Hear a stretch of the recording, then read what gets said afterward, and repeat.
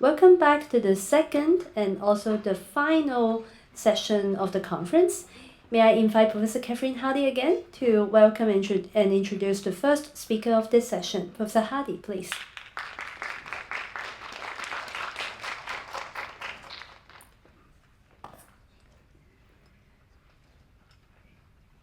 Let me introduce our next speaker, and that is Dr. Henry Albery, who will be speaking on the topic, Illustrating the Law Towards a History of Avadana. So, Dr. Albery is a Japan Society for the Promotion of Science postdoctoral fellow at the Institute for Advanced Studies on Asia at the University of Tokyo. His research focuses on the history and literature of Buddhism in the Indic Northwest, so that's eastern Afghanistan and northern Pakistan, with a present focus on the formation of the canon, including the monastic legal code and certain narrative genres such as Avadana, which emerged in the region around the turn of the Common Era. He also conducts research into the meditation tradition of Central Asia of the first millennium, with a focus on the so-called Yoga Lehrbuch, a Sanskrit yoga manual composed in the region. So please join me in welcoming Dr. Albery.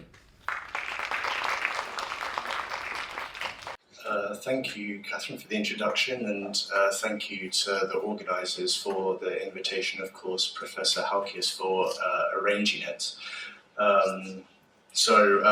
Today I just want to present to you a small part of a much wider project that I've been focusing on, which is mainly concerned with the history of Avadana, and more specifically with its emergence in Gandhara, or the Indic Northwest, around the turn of the Common Era. Now, many of you will, of course, no doubt be familiar with this genre of narrative, because it is one of the more widely represented forms of narrative found in various collections in South Central and East Asia.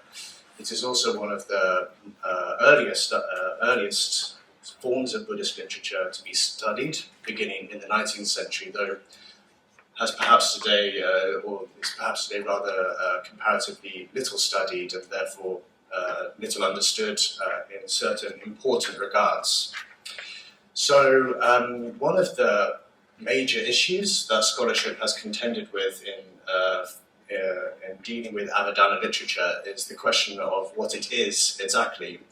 And definitions of the genre have been shaped or were shaped by the discovery of a certain few number of anthologies in a set of Sanskrit manuscripts from Nepal in the early 19th century, which included the Avadana Shataka, the Divyavadana, and these were found at an early stage to be related to the Mula Savastivada Vinaya in Tibetan translation. Now, stories contained in all of these anthologies share a common purpose and form, namely that is to illustrate the law of karma and following a specific didactic structure such that a deed in a past life is then, which is one narrative frame, is then used to explain the present circumstances of a protagonist in a present life in another narrative frame. Now, for a long time, these anthologies were regarded as the earliest examples of the genre, and J.S. Speyer dated them to the 2nd century CE. However, it has become, more recently, it has become quite clear that they are rather later, and as Dimoto Mitsuo has shown quite convincingly, are rather not much earlier than the 5th century CE. That they are indeed rather late examples of the genre is now confirmed by the discovery of several Avadana compendia within the Kharoshti manuscripts discovered in Gandhara, which date to between the 1st century BCE and the 2nd century CE. And the stories contained within these texts, within these early manuscripts, do not look at all like those of other Avadanas with which scholarship was until then more familiar. Namely, they're not concerned with illustrating the law of karma, but rather with illustrating all manner of Buddhist, or aspects of the Buddhist law in morality, doctrine, and so forth. Now, despite the significance of the difference between these two sorts of Avadanas has not been fully recognized in scholarship, and rather it has become quite commonplace to speak of a deliberately indeterminate and ahistoric Avadana type, which is a category used to sort of awkwardly group these different sorts of stories. Now, so my purpose today is to seek to better determine and historicize the Avadana genre, and to do so I will do three things. First, I will focus on its position within the canon, how it was defined by the tradition itself at different times, and how these definitions are reflected in the corpora of Avadana available to us. And this includes texts extant in Chinese, Gandhari, and Sanskrit, which can more or less be shown to come from Gandhara, as well as in certain mural depictions from the former kingdom of Kucha, which is located on the northern rim of the Tarim Basin. So I shall crack on because I will certainly take more time than I have been given, and I apologize for that. So Dr. Somaratna has already elaborated some of this, so I can be quite quick, I would say. So Avadana was rather late to enter the Buddhist canon, and this is revealed by it not appearing within the list of 9 limbs, the Navanga, including Sutra, Gaya, Vyakarana, Gata, Udana, Juktaka, Jataka, Vaipulya, and Adbhuta. Now, these are regarded in scholarship as not the earliest, as we saw in the last presentation, but the second earliest principle by which the Buddhists organized their canon. This scheme was, however, ultimately only transmitted by 2 monastic groups alone, the Terias in Pali and the Mahasanghikas, which is attested in their Vinaya extant in a 5th century Chinese translation. Now, the Terias did recognize a text called Apadana, which is a verse compilation of stories describing the past deeds of Pacheka Buddhas and Thera and Theri, as a means to explain their present circumstances. And this is one of the texts that has been used as to define Avadana as a story about the law of karma, namely. Now, when Avadana does appear in a canonical list, it has been expanded to now 12 limbs, the Dvadashanga. Now, it is not entirely clear when this canon was devised. So as Jan Nattier points out in an article, the concept of the 12 limbs, so not the list, just the notion itself, is referenced in late 2nd century Chinese translations, but more specifically in texts that are commentaries upon scripture rather than scripture themselves. And this to her indicated the still nascent quality, or nascent status, I should say, of the 12 limbs. And this is indeed confirmed by later texts in which the entire list itself appears. So this first occurs in translations from the 3rd century, such as the Parinirvana Sutra, which has been attributed in scholarship to Zheqian, or the larger Prajna Paramita, which has been attributed to Dharmaraksha. Now, the still emergent nature of the genre is in these lists quite clear. So the ordering of the 12 is almost never the same, indicating that there was simply no standard at this time, and even in texts attributed to the same monastic group. Second, many of the terms are variously translated, as you can see, and sometimes rather curiously. So, for example, we have a translation of Upadesha with Liang Xian. So the Xian translate Desha, pointing, indicating. And Nattier suggests that Upa is here, was misunderstood from a Prakrit as Upa. And the fact that Pa and Ba in the Kharoshti script could also serve to explain this problem. Now, in later texts, the translations from the 5th century, translations, if not the ordering, become more standardized. However, there is one exception to this general disarray in these lists of the 12 limbs, and that is namely in texts of the Sarvastivada Abhidhamma. So here I cite from Xuanzang's translation of the Vibhasha, which the date of which is rather difficult to determine, but it is certainly no earlier than the late 2nd century CE. And this same order also occurs in his translations of the Sankiti Pariyaya, which is regarded as one of the earlier texts of the Sarvastivada Abhidhamma tradition, as well as the Jnana Prasthana, upon which the Vibhasha itself is a commentary. Now, in affirming this order, I should point out as well that this order is not just found in the translations of Xuanzang, which would perhaps lead one to conclude that it is indeed rather late and perhaps even to be attributed to this author. It is also found in Buddhavarman's 5th century translation of the Vibhasha, and it is also found in a series of texts, all of which were composed in response to the Vibhasha.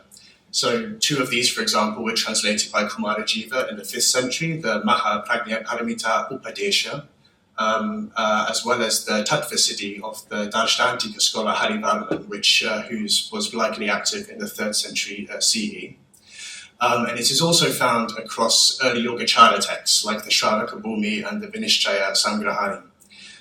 So I would like to suggest, therefore, that this list that you see here in the Vibhasha is something of a Vaibhashika standard, and that this was then repeated and responded to in the following centuries. Now, that it was a standard, of course, implies that there was some logic to their design, that there was some rule or principle governing their order.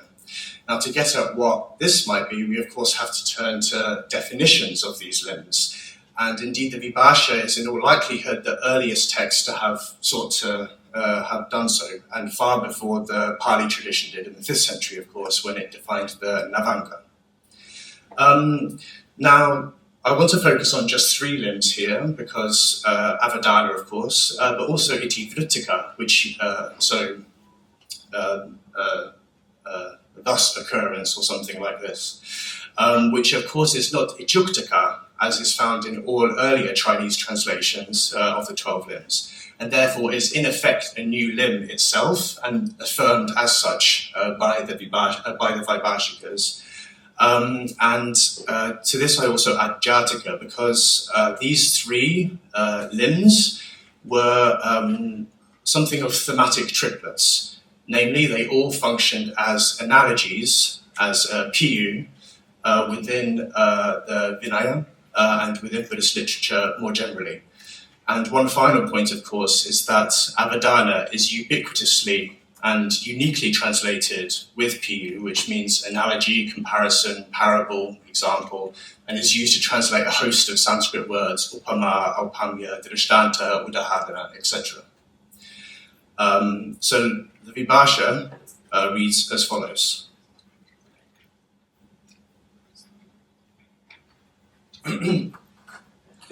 What is an Avadana? Namely, the various analogies as narrated in the scriptures. For instance, the Dirgila Avadana and Maha Avadana, or for instance, the Maha Parinirvana, which those who bear the legal code narrate. What is Itivrittika? Namely, events seen or heard in a past life, Purva Yoga, as narrated in the scriptures. For instance, it is said, in the past, Bhuta Purvam, there was a great royal capital named Kushavati and a ruler named Sudarshana.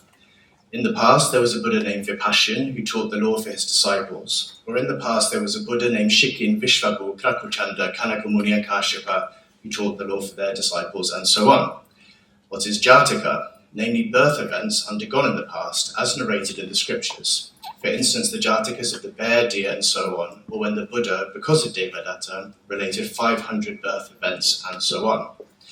Now, Avadana here is defined in quite different terms to both to Itivrittika and Jataka, and indeed to all of the other limbs of the canon. Namely because we do not learn what is expressed by it, but rather simply the manner of its expression, the fact that it functions as an analogy. So by contrast, we learn that Itivrittika is something quite specific. It's about a past life, Purva Yoga, and it is also typically introduced by the expression Bhuta Purva, which is found throughout Buddhist literature to introduce a past narrative frame. Now, there is also a certain fluidity, as we heard in the last presentation, between these limbs, such that any Itivrittika or Jataka may also be an Avadana insofar as it functions as an analogy, namely insofar as it illustrates a specific moral principle or doctrine or teaching and so forth. Now, I can't really show you this in detail, but I'll just briefly point this out to you here with the Dirgila Avadana, which is the first example cited in the definition, and briefly put in the Kaushambaka Vastu in the Vinaya. The monks from Kaushambi and Vaishali are at odds with each other. They're fighting, sometimes over whether or who should clean the toilet and when. And then they won't stop. The Buddha intervenes on a couple of occasions and says, right, you sit there, and don't talk to each other. It doesn't work. So at some point he says, right, I'm going to use an analogy to show you, namely the principle of kshanti, of patience, of tolerance. And this is, of course, the Dharma, the law, which is being analogized in the story. And the story of the Dirgila Avadana is about two warring factions who keep on fighting, and then eventually the father of a prince is dismembered publicly, and then the prince wants revenge, but in the end he decides to have kshanti, and the war of the two kingdoms ends. And in this way, monks, you should follow the rules and do the same. But you see here that this text was transmitted under various titles at different points. So it is cited in the Sarvastivada Vinaya and the Mula Sarvastivada Vinaya as the Dirgila Sutra. And then later it appears in the Majjhimagga, but not in the Majjhima Nikaya, importantly, where it bears the title Dirgila Avadana. Now, Banshi is a translation of Avadana here for reasons that I can't go into. And then it later becomes a Jataka. So we see here that a text can at one time be one thing and one time another within the construct of these three thematic triplets, as I said.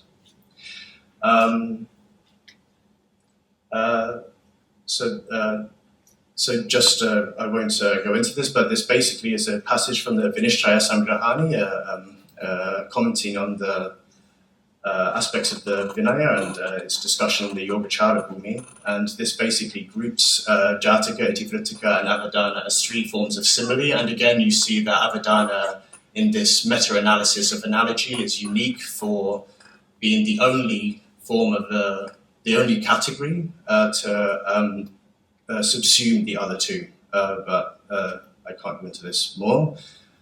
My apologies, I just have too much. Now, what this shows is that when the Buddhists first defined Avadana, they all saw it as an analogy. It was translated in this way ubiquitously in Chinese. It was defined as such in all of these early definitions. Now this, and part of this definition, as we saw, resulted in this type of canonical picture, or affected the trajectories of the canon, such that a specific story already in canonical scripture was identified as Avadana, as an analogy, as Drishtanta, taken out, placed in other groups of texts, or gathered up with other Avadanas in anthologies.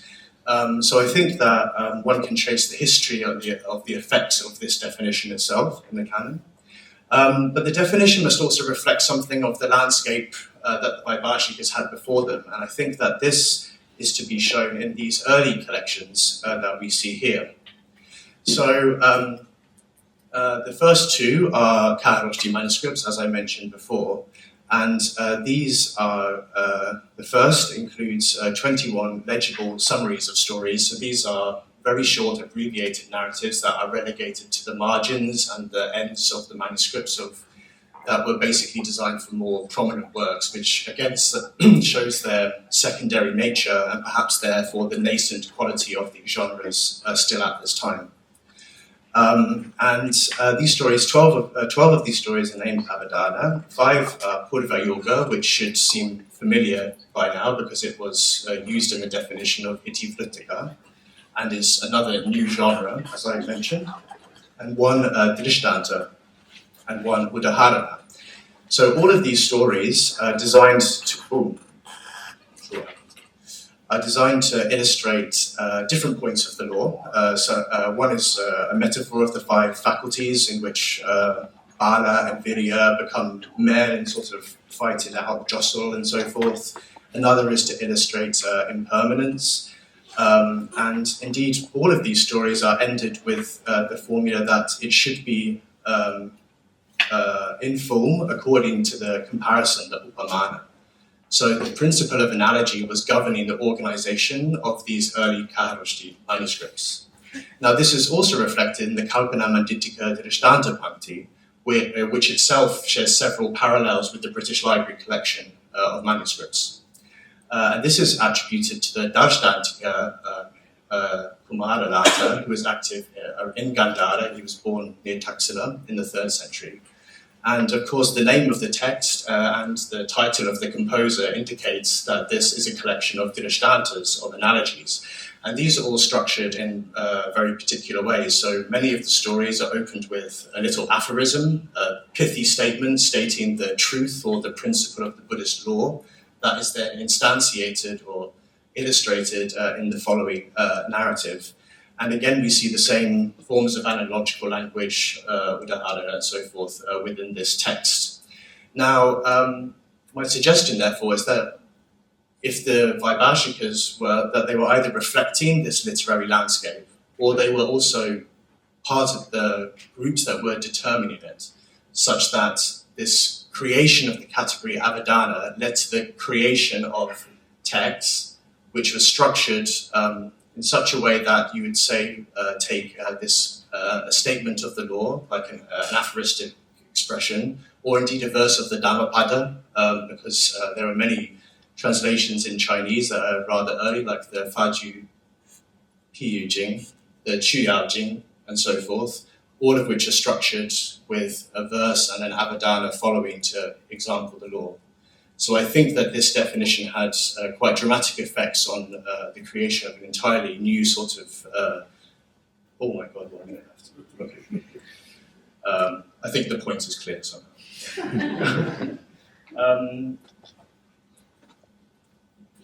Okay, now by the 5th century, something changes. So in the Nyaya Anusara of Sanghapajra, we read as follows. Avadana clarifies the sense of what has been told by widely drawing upon various methods and comparisons to illustrate it, for instance, the Dirgila Avadana. But, he records, there are those who say that it relates the past deeds of others, apart from the Bodhisattva, in order that the terms of what has been taught may be explained.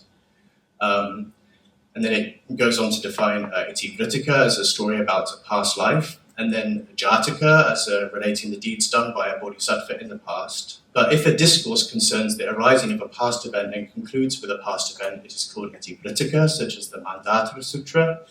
If a discourse concerns the arising of a present event and necessarily concludes with a past event, it is called Jataka, such as the Rakshasi Sutra. So Sanghapajra here was aware of other groups that were defining Avadana in rather formal terms, rather than the functional definition that he accepted of analogy. And for him, this sort of definition would presumably have been covered by Itivritika and by Jataka, or rather juxtaposed with Jataka and included under Itivritika. Now, unfortunately, he doesn't give any examples of the sorts of texts those he cites had in mind, but we have, of course, a couple of clues. Now, the only text that I'm aware of that actually corresponds totally to this, to these two criteria, that it is not about the Bodhisattva and definitely about past deeds, is the Apadana in Pali, which is possible that Sanghapajra was aware of an Apadana being transmitted by that school, which was otherwise not transmitted under that name by any other monastic group. And there's a story to that too, but I'll leave it for now. But the other point is that there was a shift from a formal definition, a functional definition, to a formal definition, and this too is reflected in later manuscript compendia. So not to speak of the Avadana Shataka, Divyavadana, and so forth. We have an early Sanskrit manuscript from Merv, which was edited by Karashima and Vorobyova Desiatovskaya. And this includes 195 stories, 21 named Avadana, and here we see the structure that would later become more common in Avadana literature, such that a past narrative frame and a present narrative frame serve to illustrate the law of karma. Okay, so I apologize for being so quick, as I don't have any time left, and I still want to get onto what I wanted to get onto, which is a response to the book that was recently in 2023 published by Giuseppe Vignato and Satomi Hiyama. And in this book, they identify two traditions or two phases within the art of Kucha, and specifically in relation to its narrative art. The first phase includes depictions of stories found in the sorts of collections that I described in the first part, namely the Kalpana Manditaka and other early Abhidharma collections like the Tsapi Jing. In the second phase, we find rather stories that have parallels in later sources like the Abhidharma Shataka and the Mula Savastivada Vinaya. So I believe that what I have uncovered philologically will somehow reflect the process of transmission of these Abhidharmas from Gandhara to Kucha. So just briefly, a couple of examples, if I may. So this is an example of tradition A, which depicts 3 sermonizing monks, and only one has been identified to the right as I believe the 20th story from the Kalpana Manditaka. And in this story, you see, here is the monk here, and he is described as being particularly gifted in teaching the law, and he's so gifted that he takes all of the custom away from the prostitutes in the local town, who you see depicted here. Now, a particularly beautiful woman among them decides to dress herself up in clothes, jewelry, fragrances, and go to the monastery during a teaching of the law in order to turn the men's heads. And this frustrates the master of the law, as is his title in this story, and he defleshes her entirely until only her skeleton and her stinking innards remains. And this, of course, reveals to the men that there is ugliness behind beauty, and that they should perceive the world with dispassion. Viraga is perhaps the term that is used in the text. So the skeleton, of course, is normally a symbol in Buddhist meditation, in Ashubha Bhavana, and generally in Buddhist art for this particular state. So here, both art and narrative illustrate the principle, the law of viraga, of dispassion, through the same means. Now, Abhidharmas in the second phase look rather different. So these are all typically presented with a Buddha at the center, who you see here. And his gaze takes us down towards a figure in the bottom left, who is Rohika. And you can see here that she's accompanied by other women, and they've all presented gifts to the Buddha. Now, she is returning his gaze, but it takes us beyond the Buddha into the upper right register, and indeed into her past life, where you see, this is Muktika, my apologies, into her past life as Rohika, where she is the servant girl to a particularly wealthy Shakya princess, who asks her to, basically Ananda gets upset that she's wearing a necklace when the Buddha is teaching, so she gets Rohika to take it back to the monastery, and then she comes back, and then she says, oh, actually, I want the necklace, go and get it. And because of this, Rohika misses the entire teaching. It's okay, the Buddha writes down a little verse on a piece of birch bark for her, and so she sort of skips back home, and then on the way she gets mauled by a cow. And here you can see the cow impaling her. And this was identified by Robert Alt and Satomi Hiyama in an article in 2013. Now, this is quite common. So Abhidharmas, which in art, which illustrate the law of karma, have this structure such that the registers of the art are juxtaposed in the same manner that the two narrative frames are of this later Abhidharma. I will finish there without a conclusion, but I think the general story I wish to tell is quite clear, so I will thank you and hope you.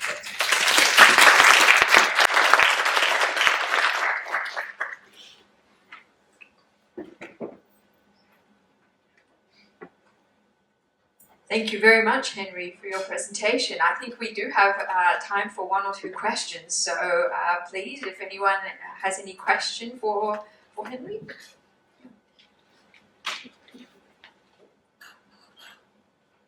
Thank you very much for the presentation.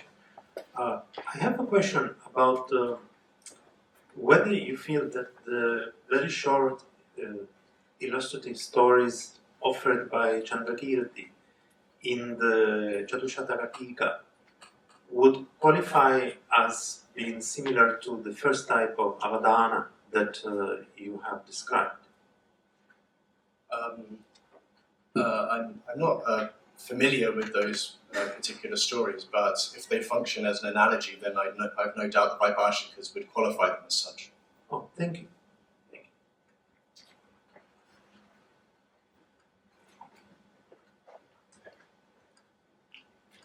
That's also not really a question, but do I understand you correctly that the actual point is that the Avadana stories, they kind of made their way to China from Gandhari, Kucha, and then to the...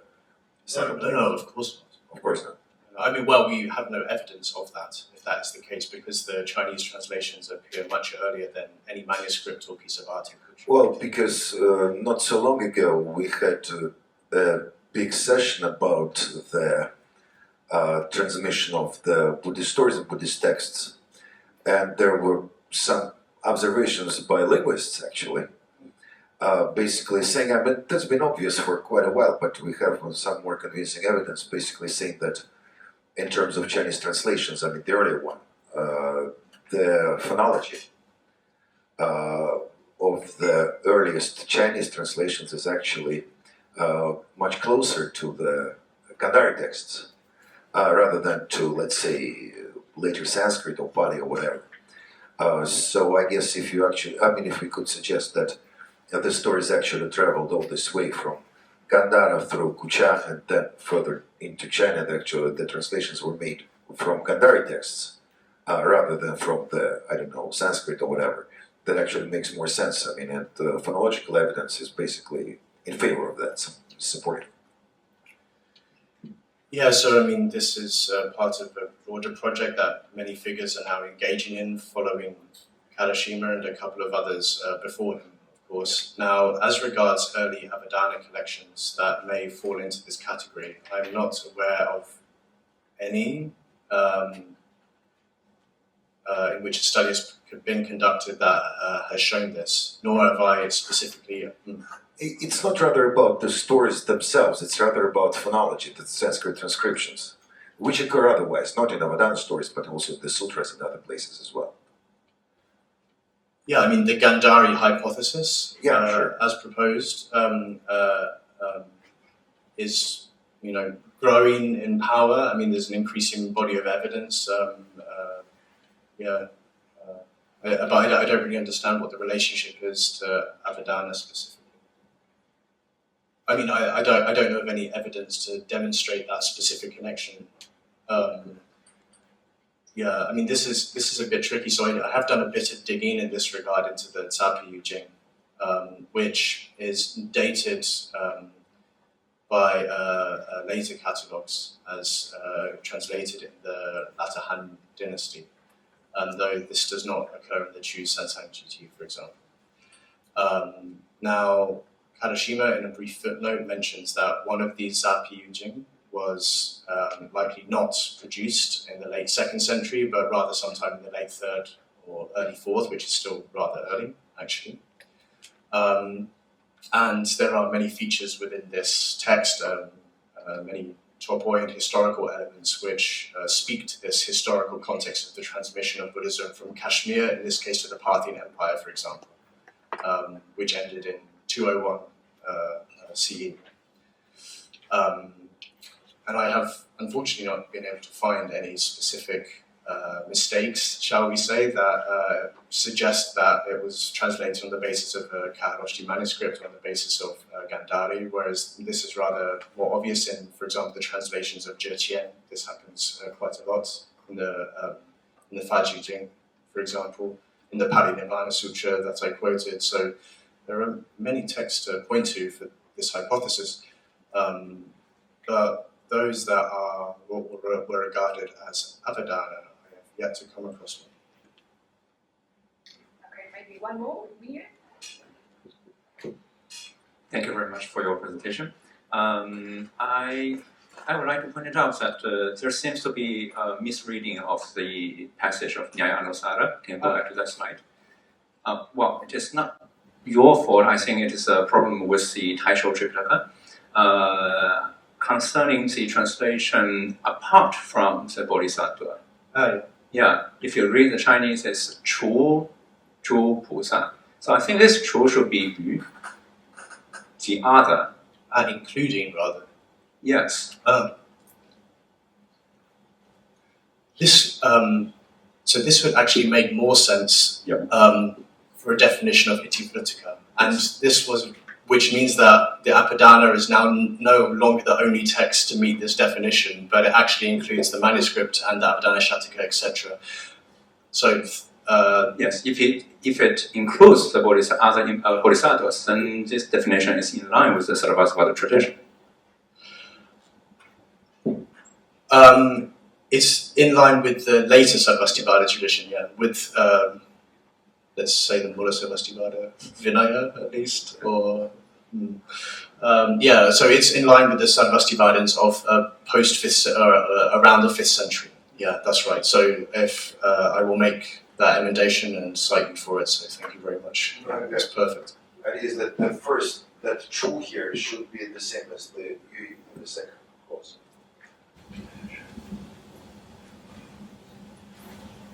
In the second clause.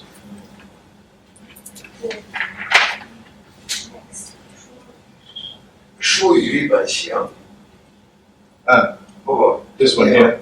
是一行是吧？ 办事, yeah. So it's actually the first line. First At line. the end of it. 第一行 Yes, 说语本身。又说此时，又说此事，然后你那边是个出，对吧？对，出也是应该带语，跟那个后面一样。Yeah. Okay. 你这个出应该是要换语。Okay.